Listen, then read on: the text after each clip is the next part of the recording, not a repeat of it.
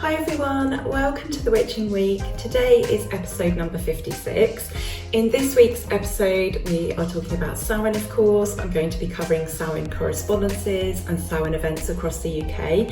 We're also going to be looking at ETs, cryptids, liminal spaces and working with deities. So there's a lot to talk about this week, a lot to cover. So as always, get comfortable, get cozy and warm, get yourself a nice drink and settle down and we'll cover the events of the week.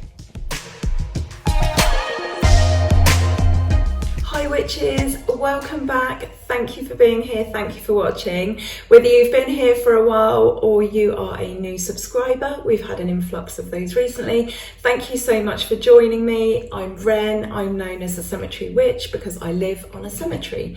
So I'm so sorry I wasn't here last week. I'm going to tell you about that in just a moment. First, I'm going to show you what I am burning and what I'm drinking. So I am on the Superfruit Immune with vitamin C by Tetley. I'm just working my way through this box.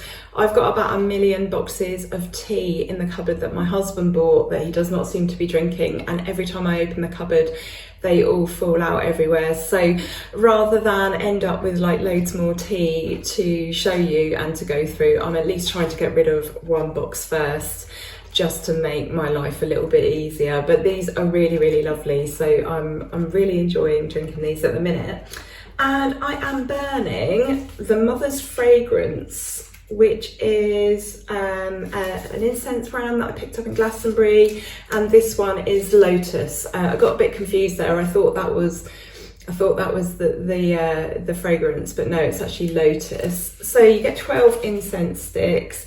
They're made by hand. They're fair trade, vegan, and plastic free apparently, and they actually come with a little leaflet, which is quite unusual for incense. I don't think I've had any with a leaflet before. And they just explain that they realise that not all money gets reached via the fair trade schemes. So what they do is they donate 5p to charity of every box that they sell. And they're a fairly low smoke incense, which they've aimed for. They've used lots of very natural ingredients, essential oils, things like that. So you get an aroma, but you don't really get any smoke. So you're not going to see any smoke today. Yeah, they're okay actually. They're quite sweet. They're, like I said, completely natural and made by hand. I didn't realise it was only 12 sticks in there.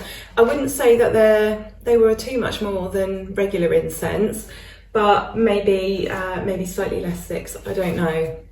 I've noticed that Satya don't seem to have so many in their boxes anymore. I guess the price of everything having gone up around the world has really had an impact on everything and the cost that it takes to make stuff. But yeah, really nice. Check out the Mother's Fragrance. And you can just feel with the paper, everything's recycled. Really sort of eco-friendly incense to buy, I think.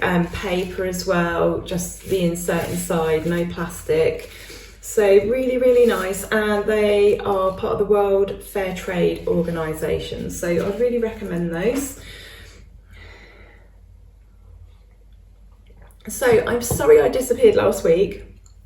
We had quite a busy week with one thing and another, and then we went out sort of an impromptu thing on Thursday night, which meant that Friday I could have got up early, but I wouldn't have had enough sleep. Not that I sleep in late, I'm always awake whenever the sunlight comes up, the birds are singing, but I just didn't have it in me to do an episode of the Witching Week, and I intended to date one of my other videos and bring that forwards, but again the day just ran away with me. So I'm sorry about that. I'm sorry I disappeared. I'm sorry I didn't even leave a note. I know that some of you have been worried about me because of the flooding. It was just purely that life grabbed a hold of me a little bit last week and I just wasn't able to do it. But thank you so much for checking in with me. I'm absolutely fine. I know that the flooding, I mean, there's been flooding happening all around the world at the moment. We've had it in Scotland, but we have also had it just slightly above where we live, but we're absolutely fine. There's no flooding here. The flooding has been on the Nottinghamshire and Derbyshire border. One place in particular, Sandy Acre in Nottinghamshire, that's about an hour and a few minutes away from us, so we're absolutely fine. But thank you so much for checking in with me. I'm sorry if I worried you guys by disappearing, and then obviously this news has been on the TV worldwide, but no, we're absolutely fine, thank you. So what has been going on this week? What have you all been up to?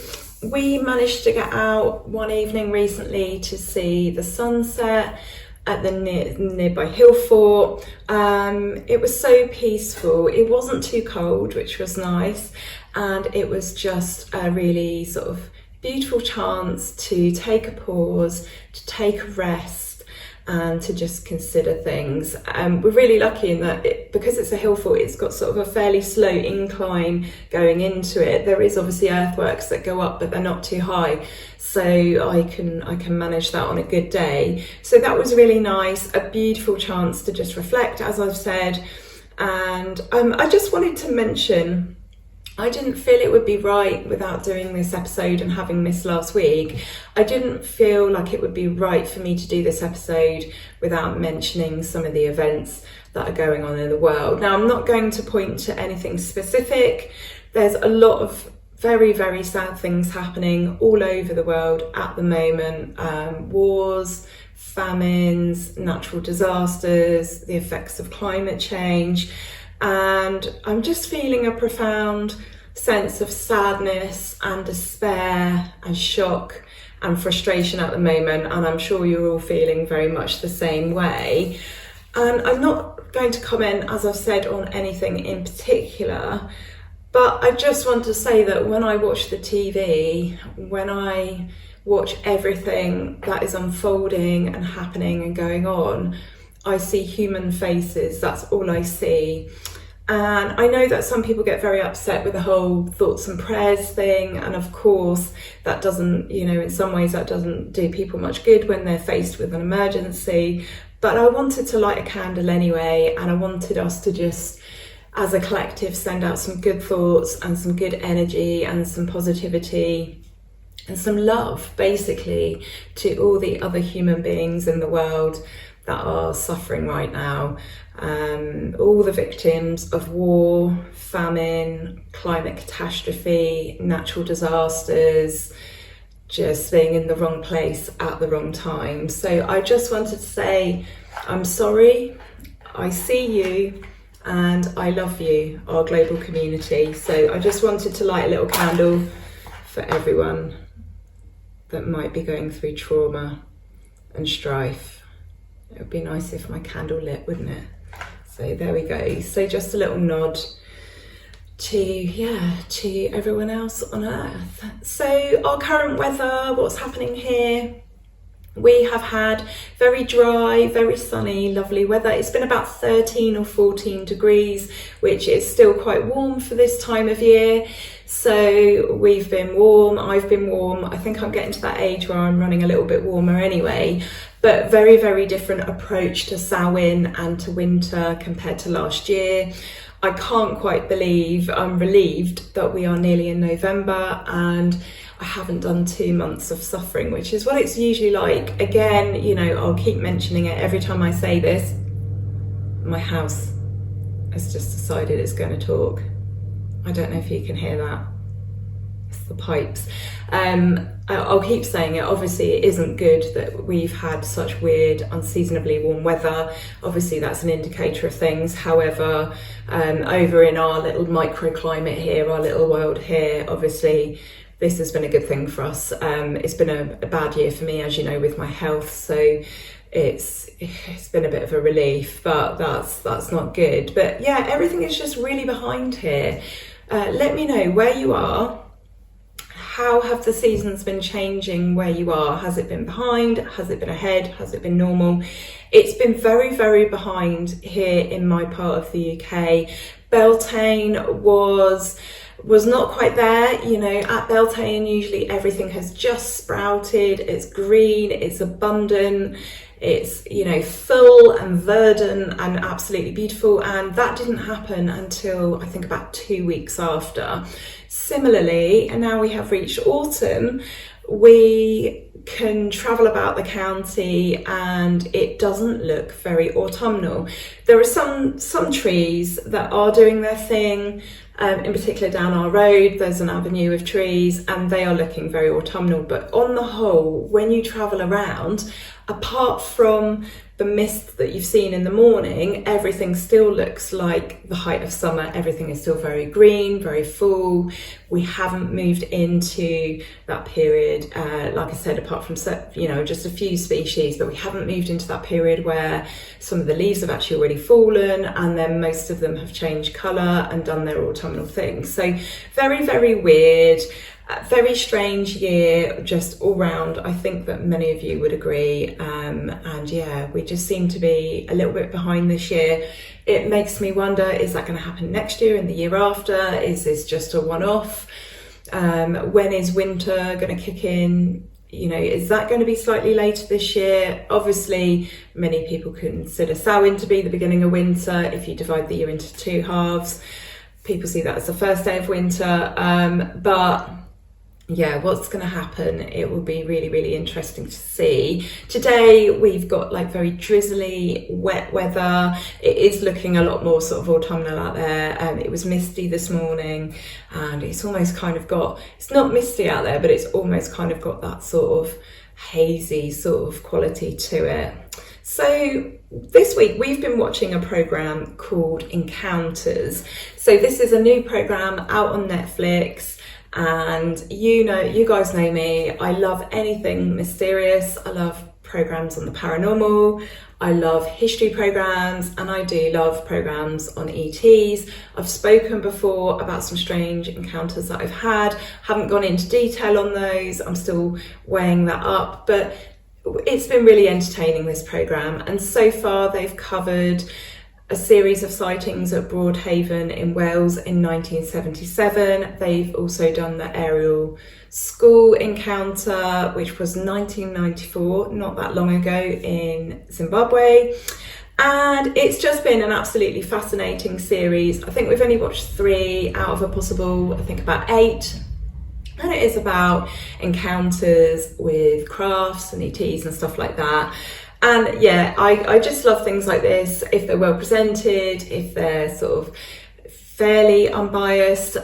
We really, really like the fact that when they covered the aerial school encounter, there was one guy who reckons that he actually started the rumours that nobody saw anything, that he was a kid and he lied about something.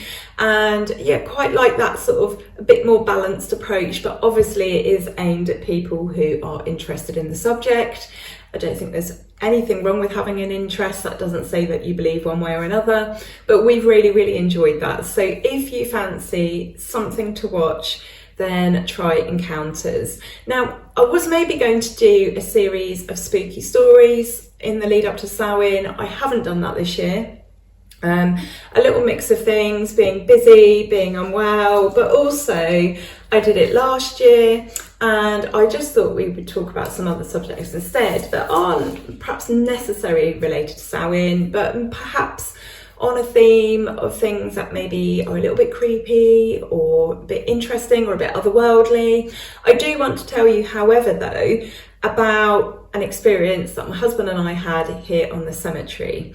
So one evening we were standing at the patio door and we were looking out and we were just chatting, and I don't know why we found ourselves there. I can't think of many circumstances or situations since where we've stood there, but we were just admiring the dusk and the beautiful evening, and you could still make everything out really clearly. I say it was dusk, but we'd only just got into dusk, but it was still kind of light and you could see everything really clearly. You could see the stones, you could make out plants and bushes and things like that.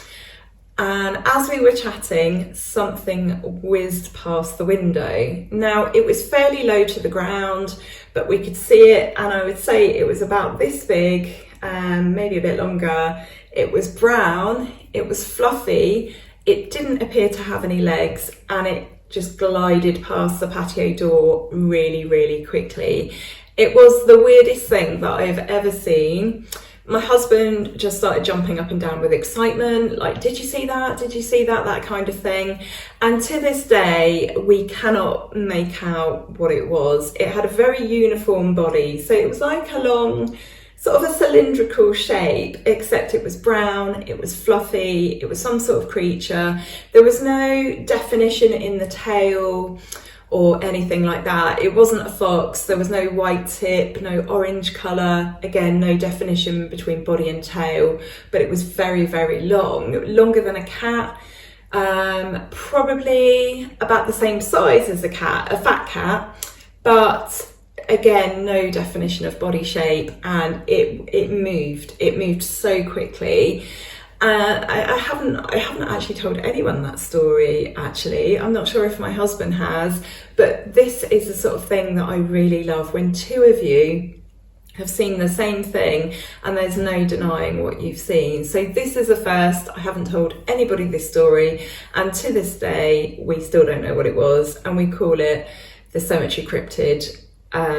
Yeah, and I just wish I could go back in time and see it again. If I'd known I was about to see it, then obviously I might have not paid more attention, but I probably would have looked even more closely than I had. So yeah, a little weird story for you. I would love to know if you've ever seen anything weird like that. So forget ETs, forget ghosts, animals, creatures. Have you ever seen anything weird?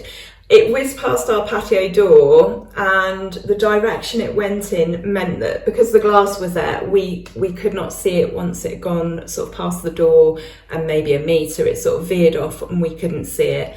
You know, there was no point. I can't remember if we went outside or not. I don't think we did. It was gone. It moved so quickly that yeah, we had the encounter, and then we left it at that, and then we spent ages talking about it afterwards. And I'd completely forgotten about this until my husband mentioned it the other day. So I thought I would tell you guys about our cryptids. So pretty weird. We've had lots of weird goings on in the cemetery actually since we've lived here. We've had obviously my ET related experience, which I've not told you guys about yet, and I'm still umming and ahhing whether to. We've had orbs and lights in our bedroom. I've seen something stood by our bed. We've both encountered the bed shaking, sort of weird vibrations and sensations, lots of weird things going on, never anything malevolent. I've never been scared apart from the one time when I had an encounter, but that very quickly went away once I kind of expressed the fact that I was scared. But no, nothing ever bad, nothing horrible. But I spent some time thinking about this in the week, and it occurred to me, I wonder if us living in a liminal space makes a difference. Now, obviously, it's a bit of a weird place to live, isn't it, on a cemetery? And we are on the cemetery, but we are within the boundary. So even our house being in a liminal place on a cemetery, even the position is very liminal. And so I wondered what you thought. Now, if you don't know what a liminal place or space is, it is liminal means like a boundary, on the threshold of something, neither one thing nor another, betwixt and between. And so liminal spaces / places are considered to be on the threshold of the spirit world. They are considered to be portals to other realms. Obviously, it depends what you believe in. And they're like a boundary, they're like a transition from one thing to another. So if you imagine a stairwell, if you imagine some stairs, you're neither up nor down. I mean, obviously, if you're at the top of the stairs, you could argue you're more up or down, but you're in between, aren't you? You're in between the two layers. There are times that are liminal. So for example, midnight, you are, dead on 12 o'clock, you are neither one day or another. You're sort of in between dawn and dusk. You're not quite day, not quite night. The equinox, when the day and night are exactly the same, that exact point of equinox, you are in between one period where the day is getting longer and a period where the days are getting shorter. Same with the solstices, you're at a point where either day is longest or night is longest, and then that balance is going to be tipped. So yeah, they're thresholds, they're special places, and you can even have experiences that are liminal. So for example, moving. At the point at which you're moving, you're neither in one home or another. Breakups, you are not in, you've just gone past the point of being in a relationship and you're just about to enter like singledom or another relationship, so you're at that liminal space. And yeah, I've been thinking about this a little bit, and some examples of liminal places would be cemeteries, doorways on the edge of the shoreline, so it's neither land nor water, cliff tops where land and air meet, even a mirror I think of as being liminal, because it's like an in-between place between the place it's reflecting and the reflection. There's a really nice section of Blood and Bones, actually, by Kate Freuler. She talks about shadow magic in this book. She talks about what people would label the darker things but don't really understand. So this is about some of the taboo subjects, but she talks about shadow magic, and working with liminal spaces, places, times are very good for doing certain types of magic, and she goes into that in this book. So if you're really, really interested in these sorts of things, then yeah, check this book out. But yeah, have a little think about liminal spaces. What do you think about them? Lots of people consider that that's where fairies and elementals and other beings from other dimensions reside. That's where you can tap into them. People consider, liminal places, spaces and experiences to have a very different energy to what's normal, hence being able to, do certain types of magic at these times. But very, very interesting. And I wondered if, maybe we have these weird experiences and things going on here because we are in liminal space. So one thing I've got in the pile here that I completely forgot to show you is this week's copy of Best Magazine. So this is issue number 43, the 31st of October. So this is their Halloween issue. It came out on Tuesday, the, I think it's 23rd or 24th, losing track of time here, 24th. And on the front cover is yours truly. I'm just hanging out with Princess Kate here, as you do on the front cover of major magazines, and inside is a double page on my life living on a cemetery. So if you want to get a copy of that, I think this comes out weekly. I'm sorry, I don't generally read Best magazines, so I don't know that information off the top of my head, but I think it comes out weekly, and so you've only really got a few more days. You've got until Monday, really, including Monday, to go and get a copy. But yeah, there is me. Thank you to Jade, the journalist who worked with me on this. I know Jade very well. We've done a few bits together over the years. Lovely lady, and we've become good friends. And yeah, so that was exciting. That was an exciting thing that happened this week. I can't believe I forgot to tell you that at the beginning. Although, yeah, I'm getting fairly used to these sorts of things now. What's next? So after talking about liminal spaces, I wanted to answer a question that somebody gave me, and that is, how do I know when indulging in deity work, or engaging, should I say, rather than indulging, although it's a lovely, lovely practice, how do I know that the deity is who they say they are? Just gonna have a drink.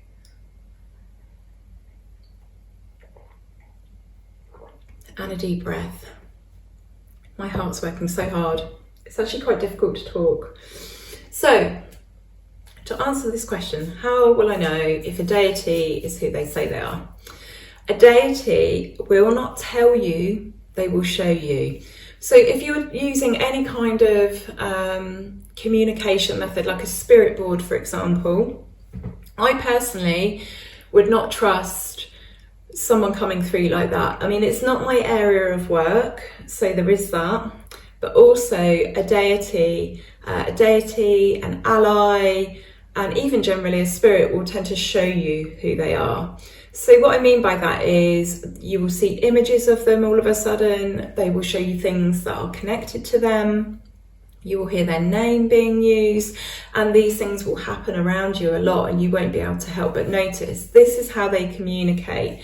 I mean, maybe you might have a situation where a deity will tell you, but generally speaking, they will show you. And there are other things to put in besides this. You know, there's a whole host of things that you need to consider, to discern, to make sure before you commit, I guess. It's like any relationship. The things that you are looking out for, you would look out for in a human relationship. So you'll see things around, you'll hear their name, you will suddenly be, I'm not going to say bombarded, but you will suddenly see them around a lot. This is how they will communicate with you. And that is whether you have reached out to them. If you've reached out to them and you've instigated this, then in a way that's a good sign that, you know, it is them.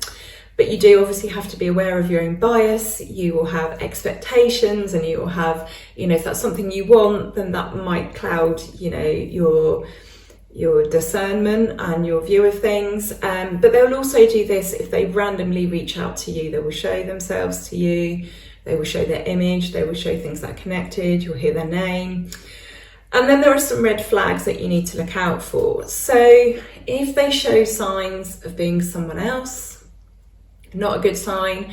If you're communicating with them and they're very vague about who they are, that's not a good sign. If the relationship is not reciprocal, then that is also not a good sign. Now, I just want to add to this, I probably should have mentioned this in the beginning, that my own take on deity work is that previously I wasn't into it. When I thought about deities, I very much thought about the Christian God, and I know that the way we work with them is very different to that. There's a very different dynamic as well. But when I thought of deity work, I thought about God, I thought about praying. Now, there's nothing wrong with praying, but I had very much like a Christian package in my head. And even when it came to the goddess and the god, I just couldn't really sort of see them as separate beings that are sort of above and having control and influence, and I still don't, to a degree. I see them very much as representations of parts of us, you know, spirit within us, without us, you know, dualities, you know, just expressed as a divine masculine and a divine feminine.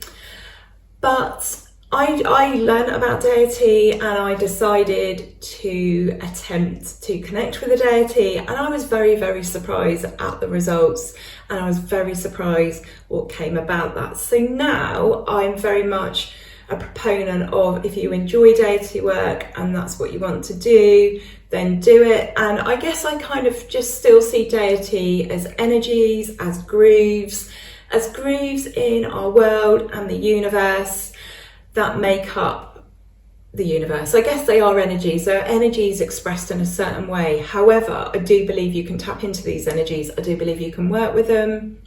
I do believe that they are certain archetypes. They have names that they've been given. And by us all using these names, it just kind of cements that track, that groove, that indentation that we can all, you know, use and fall into. So that is my take on deity work. Going back then to the red flags, you should have concerns if they ask you to do something that you don't want to do. Not so much that you don't want to do, but something that feels inappropriate, that doesn't feel right. If they give you an icky feeling, stay well clear. They would never ask you to hurt yourself or others. They would very much respect your boundaries and be okay with that, and would expect you to respect their boundaries. So you would assess this kind of relationship as you would any other. You know, if this spirit or this presence or this energy, this vibration is presenting to you in a way that causes you concern, discomfort, unhappiness, worry, anxiety, then I would be questioning, are you working with a deity? Or is it some other kind of malign spirit? The belief there is that obviously there are some energies and entities that are not good, that seek the energy of others, or they like causing disruption. Obviously it depends what your take is on all of this. Again, it's a very, very personal subject, isn't it? Because, you know, when I talk about malign energies, I'm not sure where I stand with that. But there are bad people in the world. They have bad energy. So witchcraft is balance, isn't it? It's about a balance between all sorts of things, you know, light, dark, good and bad. Those things, when I say light and dark and good and bad, I'm not putting them together. Don't see the dark as bad. They're necessary for balance. The dark isn't bad. When I think of the dark, I think of winter, I think of hibernating, I think of growth of plants, stuff like that. I just want to make that very, very clear. There's no light is good, dark is bad. I'm just putting those next to each other, feminine, masculine, but they don't necessarily conflate with each other. So yeah, it's all about balance, isn't it, witchcraft? And I am approaching this topic of deity from someone who didn't really, I don't want to use the word believe because I'm not sure that's the right word, but someone who just didn't feel like they fit into the deity kind of framework. I'm very much about the ancestors. That's very much where my thoughts and feelings lie in regards to my practice. However, I have worked with a deity. I've attempted it. I've reached out to a deity, a couple now, one that has made contact with us, me, and one that I have specifically set about to contact and to work with, and in both cases. So that's one where I've reached out and one where one has reached out to me. And it's quite life-changing and profound. So yeah, I just thought I'd answer that question. How do I know if a deity, and we'll back that up with ally and spirit, how do I know if one of these is, you know, is not who they say they are, whether you've reached out to them or they've reached out to you? That's how you would know. There's some other things as well. We'll go over that perhaps in another video or some other way of teaching, but definitely in another video. But yeah, I thought I'd get those things straight with you guys. So I thought I would go through some Samhain correspondences with you. One other thing to mention is that in the UK on Sunday night, or should I say early Sunday morning at 2 a.m, the clocks actually go back. So I think most things just update themselves automatically now, like mobile phones. I am that person though, who always Googles what time is it, so that I can check that the time on my screen is the time that Google says. It always updates it, but it's I think it's like an OCD thing. I do suffer with OCD on occasion. I'm not talking about being neat and tidy, that's something completely different. But I do have urges to do things sometimes that I just cannot ignore. Usually I'm worried about the cooker burning the house down. Anyway, we won't get into that, but yeah, I am one of those people that has to just Google it anyway, even though I know my phone will update. I just have to do it. So Sunday morning when I wake up at 6:30, 7 o'clock, I will be Googling what time is it. I'm sure you will do the same. I'm sure I'm not alone here. So I thought I'd go into some Samhain correspondences in case you're new to the craft. I'm going to put them up on screen for you, and then I'm going to just make a mention of Samhain events. In fact, I'm going to do that now. I'm going to put a list of events on my website. So I haven't updated it in a little while. I mean, it's fairly up to date, but not in the last month.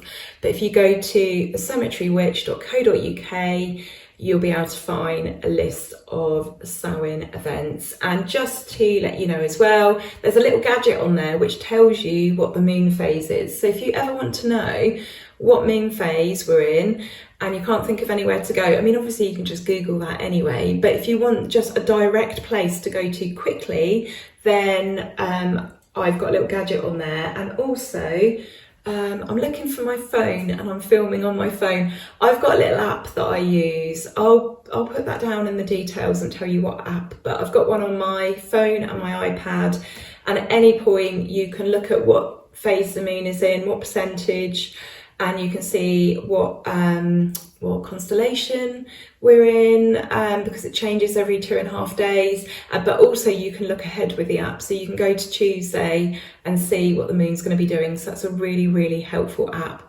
so I'll put the details down for that. Samhain then, let's jump in. So this is the autumn cross-quarter festival. Samhain falls at the end of October, 31st of October, and goes into the beginning of November. So depending on where you are in the world, this festival is celebrated differently, but lots of countries, cultures, religions have a festival at this time. So Samhain happens in mid-Scorpio, and the element is fixed water. So it's got some alternative names: Night of the Wild Hunt, the Witch's New Year, All Souls, you can probably think of lots, Feast of the Dead, all sorts. So the key actions and themes at this time of year are the power of gratitude and abundance. So although we're very much looking at death and beginnings and endings and things like that and rebirth, it's the third harvest of apples. Some people call it harvest of souls, but we're very much looking at the power of abundance and gratitude. We're thankful it's a harvest. We're thankful for this time of year. We're about to step into winter, and we're grateful for everything we've gathered and we've got ready, and we're hoping that we're going to get through the winter okay. So themes are death of the god, the sun god, wisdom of the crone, reflection on our place in the wheel of the year, honouring the dead, the end of summer, new year, and celebrating reincarnation, rebirth. So lots going on. Very, very interesting time of year. Lots of very, very interesting themes. Decorations, obviously you only have to look outside, and there are so many things that you could collect naturally that you would find in the world to put on your altar or to decorate the house with. So lots of acorns, apples, autumn leaves, autumn fruits. You could use black candles, brooms and besoms, cauldrons, feathers, so crow or raven feathers. Black feathers are considered protective, so great time of year for those. Gourds, so butternut squashes, pumpkins, those kind of things. Photographs of loved ones, pomegranates, pumpkins, squashes, nuts, skulls, maybe ivy vines, all sorts of things you could gather right now, and maybe dried out bracken and fern and things like that. It's probably the wrong time of year for that, I don't know, but yeah, go outside, have a look. You could decorate your Samhain table if you're having a dump supper. You could decorate it really beautifully just with things you find outside. Colours, we're obviously looking at nature again: orange, black, brown, gold, purple, red, silver, white. Sometimes people use purple candles at this time of year to represent the goddess and her crone aspect instead of black candles. They like using purple ones. Crystals associated with this time: amber, black obsidian, black tourmaline, bloodstone, carnelian, hematite, jet, smoky quartz, onyx, all those sort of like dark or red crystals or orange crystals. Incense and oils: dragon's blood, patchouli, rosemary, sage, sandalwood, sweetgrass. So rosemary is very much a protective herb associated with memory and remembrance. Obviously, if we're going to be venerating and honouring and remembering our dead, rosemary is a very, very good herb for that, for rites and rituals related to that. Herbs, flowers, plants and trees. We have apples, allspice, cypress, cosmos, deadly nightshade, fern, hazel, heather, mandrake, marigold, mint, mugwort, nuts, nutmeg, pumpkin, pomegranate, rosemary, rowan, sage and wormwood. Gods, we are looking at Anubis, Hel, Osiris. There's probably lots of gods that you can think of related to this time of year. Goddesses, very much Baba Yaga, the Kaliak, Demeter, Keridwen, Frigga, Frey, Fortuna, Hecate, Hel, Inanna, Kali, Lilith, Morrigan, Rhiannon. Animals, they're easy to guess: bats, black cats, owls, ravens, spiders. Activities we went through, I think, a couple of weeks ago. Create an ancestor altar, really simple thing to do. Carve pumpkins, have a dumb supper, go for a walk, share family stories and family pictures, recreate family recipes. So anything to do with celebrating abundance and being having gratitude for it, or, you know, remembrance of loved ones and people that are passed over. Spell work, we're looking at ancestor work, banishing, seeking clarity, divination, getting rid of bad habits, honouring the past, letting go of the past, honouring the dead, to some degree letting them go, meditation, past life work and protection.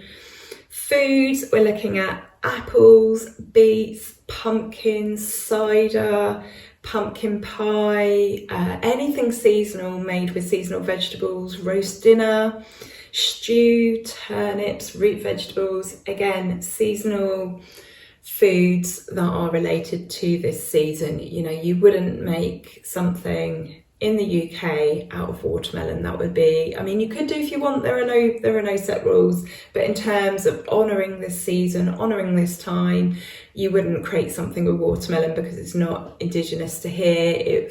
Even if it was, it wouldn't be out now. Obviously, if you live somewhere else and you were celebrating this time, your seasons, your celebrations might look completely different. You know, you might still be celebrating the themes of Samhain, but if you're in the Northern Hemisphere, but your foods, your celebrations, your things that you're gathering in from nature, they're probably going to look very different. Mythical creatures, goblin, Medusa, Periton, Elkonig, harpies. I made this list years ago. This is from my grimoire, and yeah, there's a few here that I can't even pronounce. Fairies. The veil is considered thinnest at Samhain. It's a liminal time, so think of fairies, think of spirits, think of goblins, ghouls, all of those things.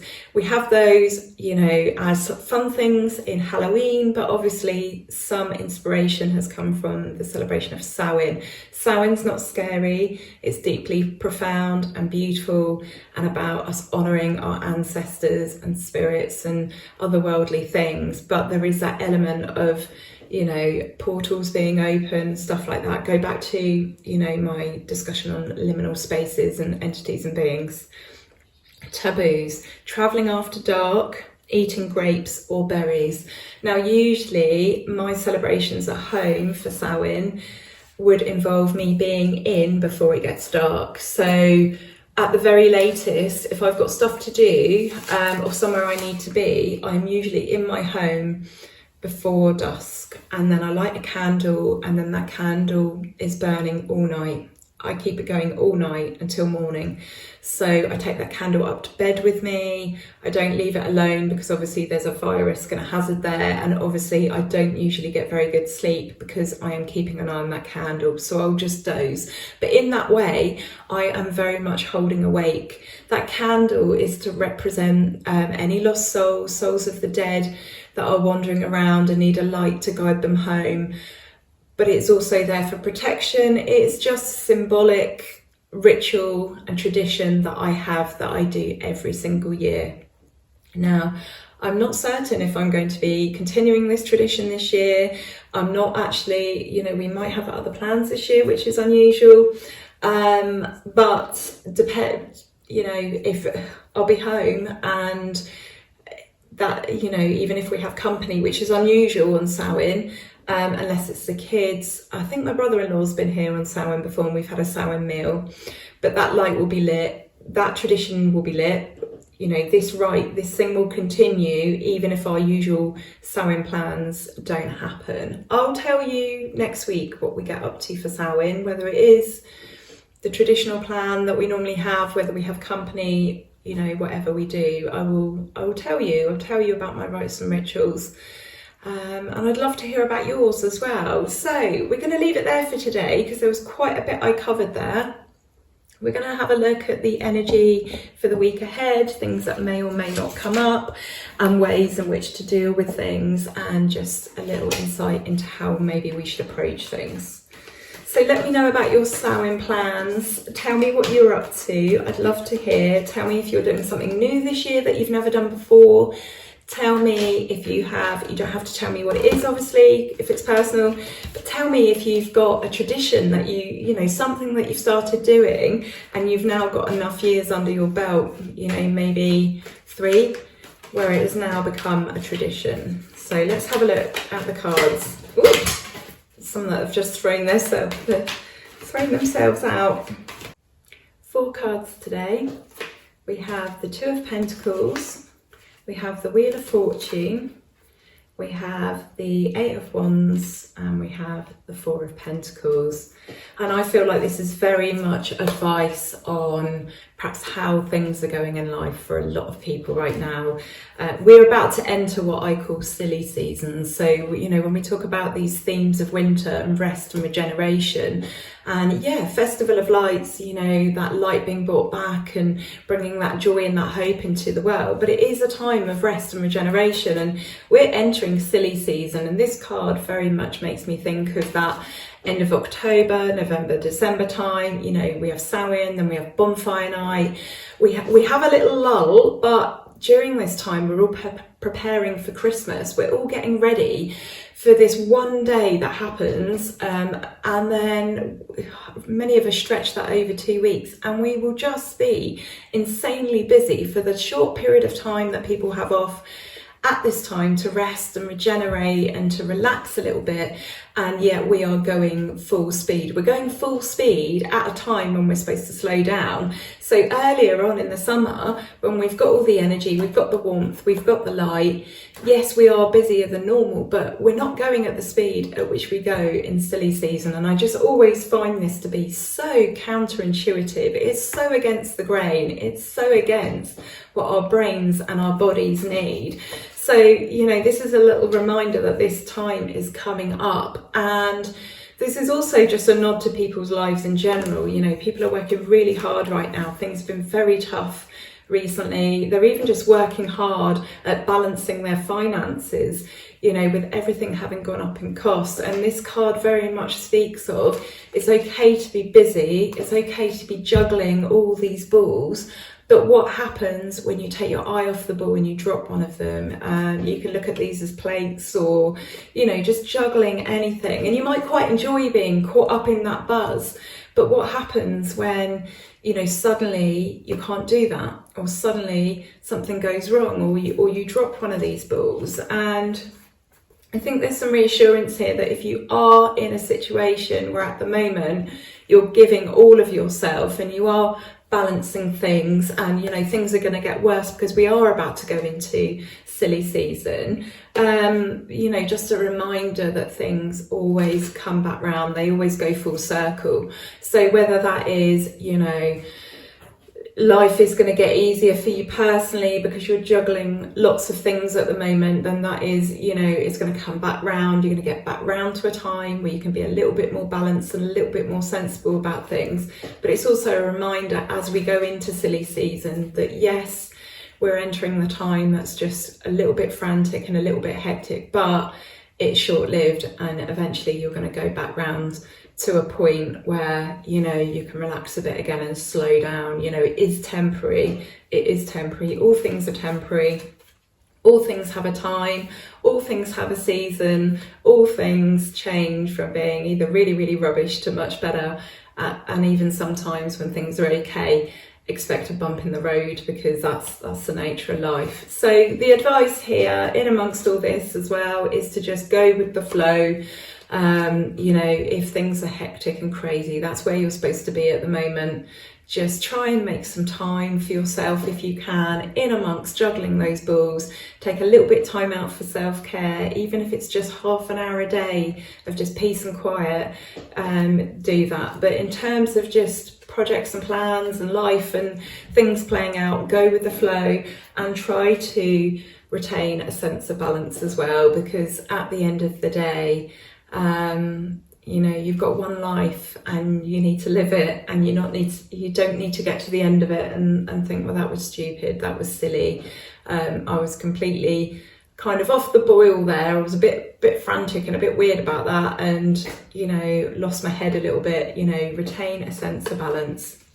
So go with the flow, seek balance in all things, whether that be just your life personally or, you know, in the period that's coming up, silly season. You know, there has to be balance. If you are looking after other people at Christmas and, you know, you've got a house full and it falls upon you to be the one that does everything, just remember that, you know, it's your Yule and your Christmas as well. It's your Hanukkah, or, you know, whatever festival of light you may or may not celebrate. Whatever's going on in this upcoming period, it's your time and your energy and your life as well. So carve a little bit of time out for balance, go with the flow, and remember that all things have their time and that the craziness will subside. So that's, you know, there's a message for the week ahead, so you can apply that to any happenings and events in the coming week, but just look at that as the bigger picture for the next couple of months, because we are nearly in November. So I've even noticed that the shops are a little bit busier already. I've noticed that end of October, before we've even hit Halloween now, there's Christmas things out. So there's Halloween and Christmas, and I've noticed that there's a little bit more footfall than there usually is in certain shops. So not in the supermarkets yet, but just in certain shops. So yeah, we have entered silly season official.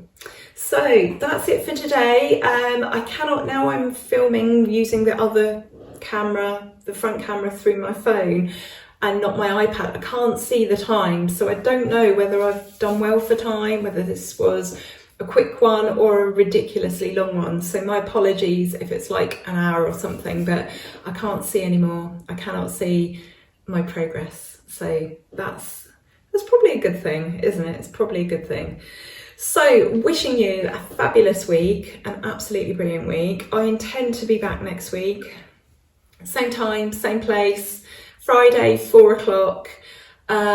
We are entering silly season, so there might be the occasional time where it's an hour late or a day late or, you know, whatever, but I will try my best, as always, to be here on time. I don't like being late. I'm one of those people that shows up for stuff like at least half an hour before, and that's fine unless you're doing something that makes you a bit nervous, because what happens then is you're there and then you're just making yourself really, really nervous. But anyway, I digress yet again.